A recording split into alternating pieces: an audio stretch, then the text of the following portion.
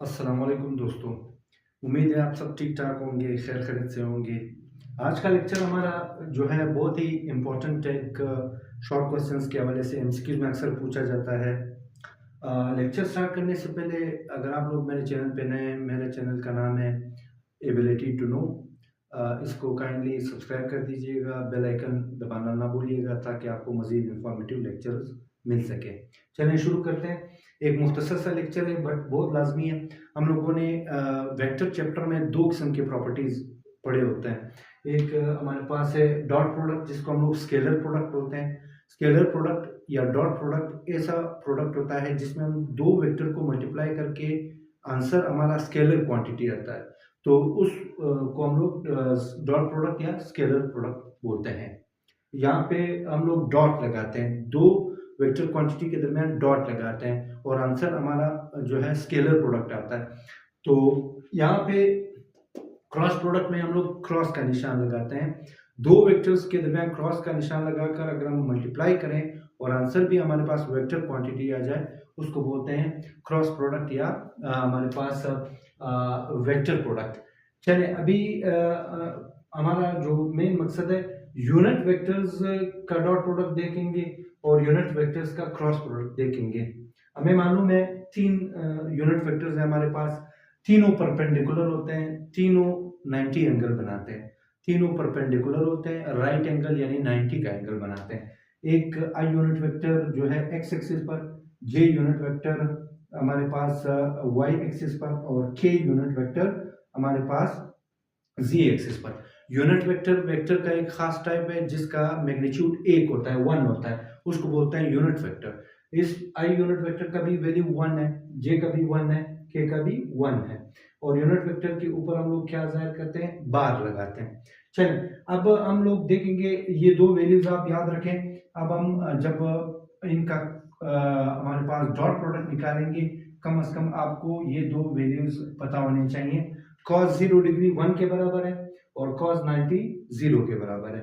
चलिए अभी अगर हम लोग दो same unit vector co dot product निकालें, आई डॉट आई यानी दोनों सेम यूनिट वेक्टर्स, एक वेक्टर बी हमारे पास यूनिट वेक्टर हमारे पास आई है जो एक्स एक्सिस पर है, दूसरा यूनिट वेक्टर डी हमारे पास आई है। दोनों यूनिट वेक्टर्स आई हैं, दोनों क्या है, पैरेलल है। इनके दरमियान हमें पता है डॉट प्रोडक्ट को जब हम खत्म करेंगे तो हम लोग क्या लिखेंगे, i dot i unit vector is equal to i dot i cos function. हम लोग कॉस थीटा लगाएंगे। हमें पता है कि स्केलर प्रोडक्ट को हम लोग जब खत्म करेंगे डॉट का निशान तो हम लोग क्या लगाएंगे, कॉस थीटा लगाएंगे। चलिए तो कॉस यहाँ पे कॉस 0 बन रहा है, कॉस 0 हमें पता है 1 के बराबर है, तो 1 आई की वैल्यू ऑलरेडी 1 है, तो पहले यूनिट वेक्टर का 1, दूसरे यूनिट वेक्टर आई का भी 1 है और कॉस भी 1 के बराबर है। तो इसका आंसर आखिर में सबसे जो लास्ट आंसर आएगा 1, जब तीनों मल्टीप्लाई होंगे तो आंसर हमारे पास 1 आएगा। तो इसका मतलब है आई डॉट आई क्योंकि दोनों पैरेलल हैं तो इसका आंसर 1 बनता है। इसी तरीके से अगर जे डॉट जे निकालें वो भी 1 आएगा, बिल्कुल इसी तरीके से, क्योंकि वहां पे भी cos 0 आएगा क्योंकि दोनों पैरेलल होंगे, दोनों y एक्सिस पर होंगे। ठीक है, इसी तरह k डॉट के यानी दो सेम यूनिट वेक्टर अगर हम उनका डॉट प्रोडक्ट निकालेंगे, गौर से सुने, वो दोनों क्या होंगे, पैरेलल होंगे और उनका आंसर 1 आएगा क्योंकि cos थीटा 0 वहां पे बनेगा। अगर i को i के साथ तब भी 0 डिग्री cos आएगा और वो 1 के बराबर है तो आंसर हमारे पास 1 आएगा। इसी तरीके से जे डॉट जे उसका आंसर भी 1 आएगा, के डॉट के भी आंसर 1 आएगा। लेकिन अगर हम इस तरह करें i को j के साथ, ठीक है, i into J, for example I dot J निकालें। ठीक, इसका हमें पता है हम क्या लगाएंगे, आई जे कॉस 90, क्योंकि हमें पता है यहाँ पे आई और जे के दरमियान यहाँ पे 90 एंगल है। इसी तरह जे और के दरमियान भी 90, के और आई के दरमियान भी 90, क्योंकि ये तीनों हमारे पास एक एक्स एक्सिस, एक वाई एक्सिस और एक जेड एक्सिस, तीनों परपेंडिकुलर है। तो अच्छा, अब क्या होगा हमारे पास, हमें पता है cos 90 0 के बराबर है, तो चलो वैल्यूज पुट करते हैं यहाँ पे आई जे, ठीक है, ये इनकी वैल्यूज हम लोग, चलो वैल्यूज पुट करते हैं। 1, आई की वैल्यू 1 है, जे की वैल्यू 1 है, और cos 90 की वैल्यू हमारे पास 0 है। तो 0 0 जो किसी भी डिजिट के साथ जब मल्टीप्लाई होता है तो एंड आंसर क्या आएगा, आखिर वाला आंसर हमारे पास 0 आएगा, 0 आएगा। तो इसका ये मतलब है कि अगर हम लोग टू डिफरेंट यूनिट वेक्टर्स का डॉट प्रोडक्ट निकालेंगे तो वो हमेशा 0 के बराबर आएगा, ठीक है। आई डॉट जे का आंसर क्या आएगा, 0 आएगा। जे डॉट के का भी आंसर 0 आएगा, क्योंकि दोनों कौन सा एंगल बनाते हैं, cos 90। cos 90 हमें पता है वो 0 के बराबर है। ये था हमारे पास dot product of unit vectors. अब आते हैं, उम्मीद है आपको यहां तक समझ आ गया। अब आते हैं क्रॉस प्रोडक्ट की तरफ। क्रॉस प्रोडक्ट, फिर सबसे पहले एक काम करते हैं, फिर उसी तरीके से आई यूनिट वेक्टर ड्रॉ करते हैं, और ये हमारे पास होगा, ठीक है, ये हमारे पास जे यूनिट वेक्टर है, ये हमारे पास के यूनिट वेक्टर है, के बार। चलें, फिर हमारे पास, अब हम लोग यहाँ पे क्या निकालेंगे, क्रॉस प्रोडक्ट। लेकिन क्रॉस प्रोडक्ट निकालने से पहले आप लोग, अब जब हम क्रॉस को खत्म करेंगे तो हम लोग क्या लगाएंगे, साइन फंक्शन लगाएंगे। चले, अब हमारे पास है फॉर एग्जांपल, अब हमारे पास यहाँ पे साइन 0 डिग्री जो है वो बराबर होता है 0 के। साइन 0 बराबर होता है 0 के, और इसी तरीके से साइन 90 बराबर होता है 1 के। साइन 90 बराबर होता है 1 के। यहाँ तक तो आपको ये वैल्यूज याद रखना है, क्योंकि अब हम लोग यहाँ पे यूज करेंगे। चले, हम सेम यूनिट वेक्टर्स का क्रॉस प्रोडक्ट निकालते हैं। वहां पे हम लोगों ने डॉट प्रोडक्ट निकाला था, अब हम यहाँ पे same unit vectors, for example हम लोग आई क्रॉस आई लगाते हैं, क्रॉस प्रोडक्ट निकालते हैं इनका। क्रॉस को खत्म करने के लिए हम लोग क्या लगाएंगे, क्रॉस को खत्म करने के लिए हम लोग लिखेंगे साइन फंक्शन, साइन थीटा। अब आई और आई दोनों एक्स एक्सिस पर है, दोनों पैरेलल है, तो यहाँ पे 0 एंगल बन रहा है, तो साइन 0 डिग्री बनेगा, साइन 0 डिग्री बनेगा। चले, अभी हमें पता है साइन 0 की वैल्यू 0 है, तो यूनिट वेक्टर आई की वैल्यू 1 है, यूनिट वेक्टर आई की वैल्यू 1 है, 1 into 1 1, लेकिन 0 के साथ, क्योंकि 0 साइन 0 बन रहा है, साइन 0 डिग्री हमारे पास 0 के इक्वल है, तो ये आखिर में जो आंसर आएगा वो 0 होगा। यहाँ पे आंसर 0 होगा, आंसर विल बी 0, ठीक है। यहाँ पे भी 0 के साथ में 0 लिख लो, ठीक। अच्छा, तो इसका ये मतलब हुआ कि अगर हम दो सेम यूनिट वेक्टर्स का हम लोग क्रॉस प्रोडक्ट निकालेंगे तो आंसर क्या आएगा, 0 आएगा, क्योंकि साइन 0 बनता है, साइन 0, क्योंकि उनके दोनों एक ही एक्सिस पर हैं, दोनों एक ही डायरेक्शन में पैरेलल हैं, उनका एंगल 0 बन रहा है, तो इसका ये मतलब है आंसर 0 आएगा, ठीक है। आखिरी आंसर, तो आई क्रॉस आई का आंसर क्या है हमारे पास, 0।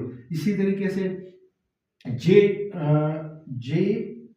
क्रॉस जे, इसका आंसर भी आखिरी आंसर 0 आएगा, ठीक। तो इसी तरीके से के क्रॉस के का भी आंसर क्या आएगा, 0 आएगा, ठीक है, क्योंकि जब हम सेम यूनिट वेक्टर निकालेंगे तो साइन 0 बनेगा, एंगल 0 बनेगा, साइन 0 जो है वो 0 के बराबर है, हम लोगों ने पढ़ा है। यहाँ तक तो आपको समझ आ गया। चले, अभी डिफरेंट का देख लेते हैं कि डिफरेंट यूनिट वेक्टर्स का क्रॉस प्रोडक्ट कैसे निकालेंगे। हमारे पास फॉर एग्जांपल हम लोग यहाँ पे डिफरेंट यूनिट वेक्टर का निकालते हैं। डिफरेंट मतलब आई और जे का निकाल देते हैं। आई क्रॉस जे, आई क्रॉस जे।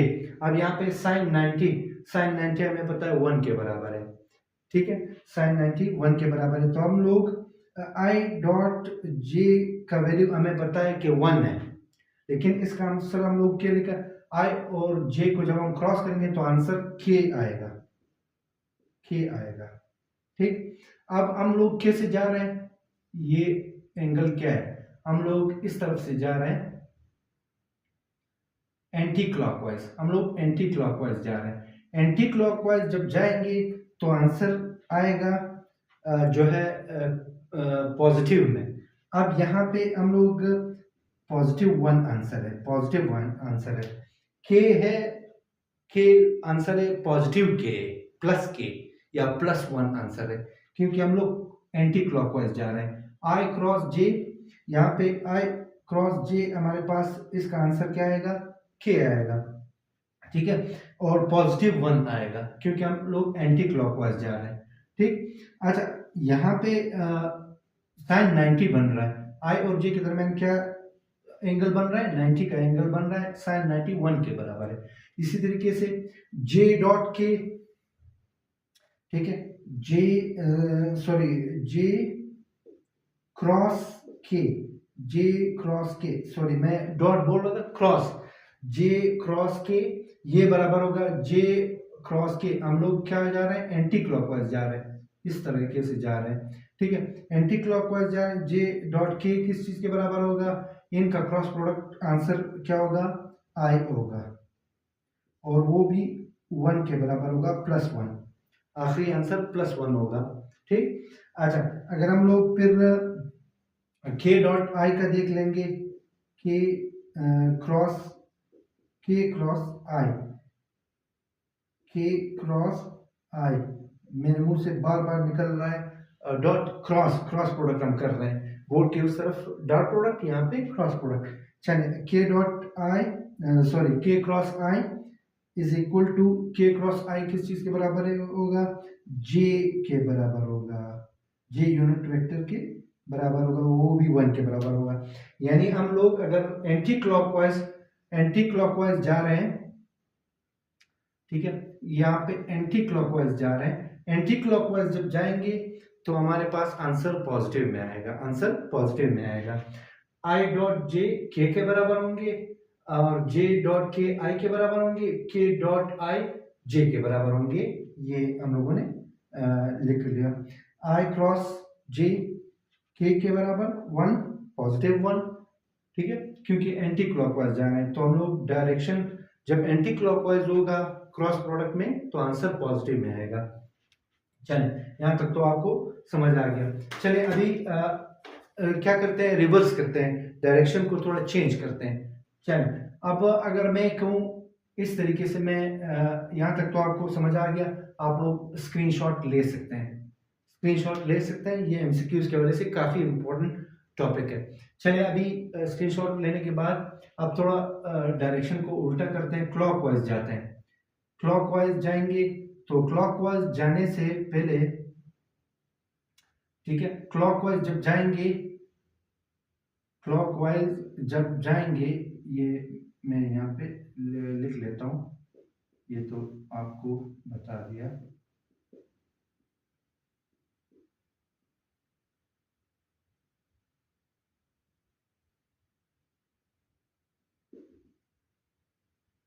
ठीक, अच्छा, अब हम क्लॉकवाइज जाते हैं। क्लॉकवाइज जब जाएंगे, कैसे जाएंगे, अब क्लॉकवाइज इस तरीके से जाएंगे, क्लॉकवाइज जब क्लॉकवाइज जाएंगे वो वैल्यूज मैं यहाँ पे लिखता हूँ, यहाँ पे मैं हेडिंग, ये हम लोगों ने पढ़ लिया, ये एंटी क्लॉकवाइज जब जाएंगे क्रॉस प्रोडक्ट में, यूनिट वेक्टर के केस में तो आंसर पॉजिटिव आएगा, और क्लॉकवाइज के केस में आंसर नेगेटिव आएगा। फिर भी आंसर 1 आएगा लेकिन माइनस में आएगा, क्लॉकवाइज में आंसर क्या आएगा, नेगेटिव आएगा। चलें चेक करते हैं, क्लॉकवाइज जब हम जाएंगे जे डॉट आई इस तरीके से जाते हैं, ठीक है। आगे बात समझ, या इस तरीके से भी जा सकते हैं। चलो के ये इस तरीके से क्लॉकवाइज जा रहे हैं। क्लॉकवाइज जब जा रहे हैं, के क्रॉस जे, के क्रॉस जे किस चीज के बराबर होगा? आई के बराबर होगा, लेकिन माइनस आई के। यहाँ पे हम लोग क्या लगाएंगे? माइनस आई, या हम लोग लगाएंगे -1, -1। चलिए उसी तरीके से जे